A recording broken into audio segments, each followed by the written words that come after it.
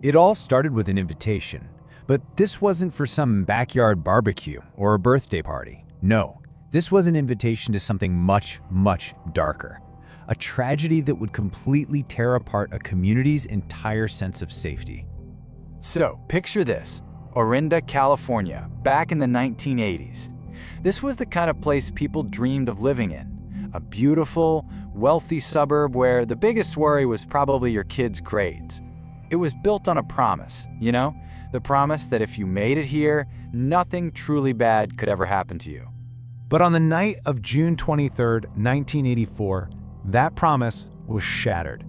The quiet of a suburban street was just ripped open by these blood-curdling screams. A neighbor looked out to see a young girl stumbling towards his porch, gasping those terrifying words before she just collapsed. To really understand the shockwave this sent through the town, you have to understand who this girl was. 15-year-old Kirsten Costas wasn't just any teenager.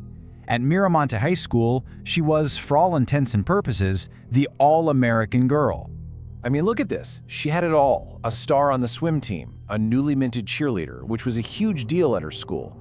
She was even in this exclusive social club they called the Bobbies, kind of like a high school sorority. Everyone said she was just full of life, the center of attention in the best way. She was the girl who seemed to have a perfect life waiting for her. And this is where things start to get strange. 2 days before she was killed, the phone rings at the Costas house. It's a girl, says she's a Bobby, and she's inviting Kirsten to a secret initiation dinner for the new members that Saturday. The caller was very specific. Someone would pick her up, and she was supposed to keep the whole thing quiet. So Saturday night rolls around. A beat-up, mustard-colored Pinto honks outside, and Kirsten gets in. But only an hour later, she's frantically ringing a random doorbell miles away. She looks tense, telling the family who answered that her friend got weird on me.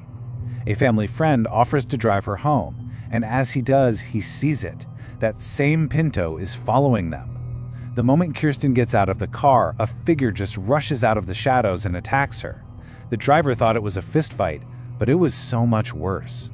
The attack didn't just take Kirsten's life, it ripped the soul out of this perfect little town. What came next was a massive, incredibly frustrating hunt for a killer that dragged on for 6 agonizing months. And you've got to understand, the police threw everything they had at this. We're talking a full-time team of deputies chasing down over 800 leads. They talked to hundreds of people. They literally tracked down and checked 750 different Ford Pintos in the area. The whole town got involved, raising over 50 grand for a reward. And for all that effort, 6 months later, nothing. Absolutely nothing. The case was ice cold. The people of Orinda were living with this terrifying reality that a killer was walking among them, and they had no clue who it was or why they'd done it. You know what happens when there aren't any facts, right?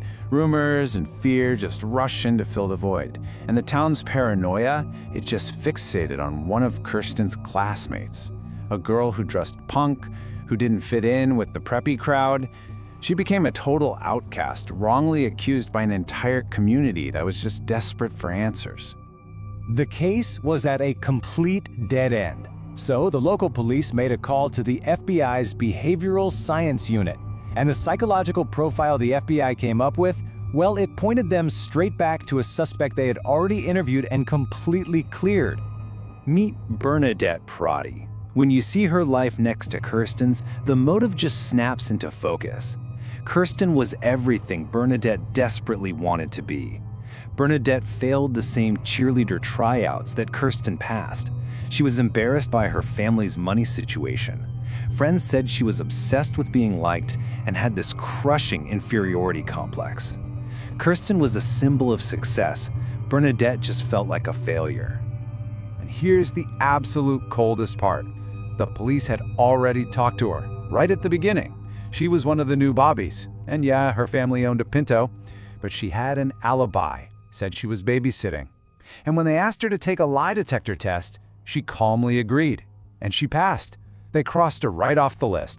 But now, with this new FBI profile in hand, they went back, they looked again. A private detective dug into her alibi, and found out it was a complete lie.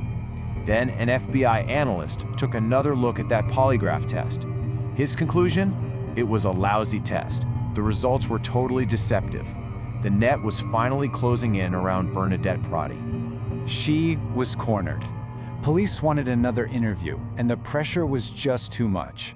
The truth finally spilled out, not in some cold interrogation room, but in a desperate, scribbled letter to her mom. On the morning of December 11th, before she left for school, Bernadette left this note for her mother. It was a full confession.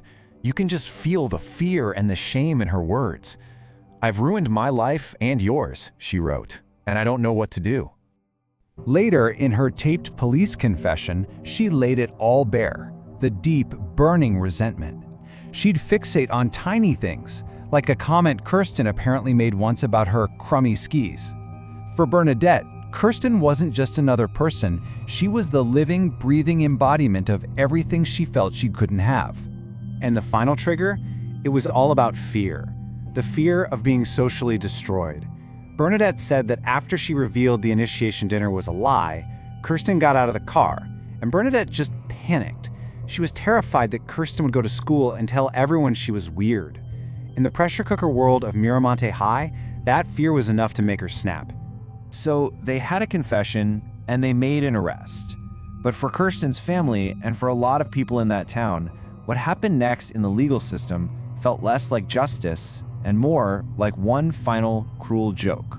Because she was 15 when she committed the murder, Bernadette was tried as a juvenile. The prosecution went hard for first-degree murder. I mean, the fake phone call, bringing a knife, that all screams premeditation, right? But the judge didn't see it that way. He convicted her of second-degree murder, saying he didn't believe it had been planned. Bernadette was sentenced to a maximum of 9 years. She was paroled after serving just 7. She walked free at the age of 23. For Kirsten's parents, this was just devastating. At the sentencing, her mother, Barit, gave this absolutely heartbreaking statement, asking how a system could possibly call this justice. Her daughter was gone forever, and her killer would be free in just a handful of years. Her father, Arthur, said the same. He talked about how unfair it was that his daughter's life was just over, while the person who took it would get an education and a chance to start over. The Costas family couldn't stay in Orinda. They had to leave the town where their daughter's life was stolen. So it really makes you wonder, doesn't it? This story is about so much more than just a murder. It's about the crushing, invisible weight of social status, of jealousy, of needing so badly to be accepted. In a world that puts perfection on a pedestal, the story of Kirsten Costas and Bernadette Prati is a terrifying reminder of the real cost of feeling like you'll never, ever measure up.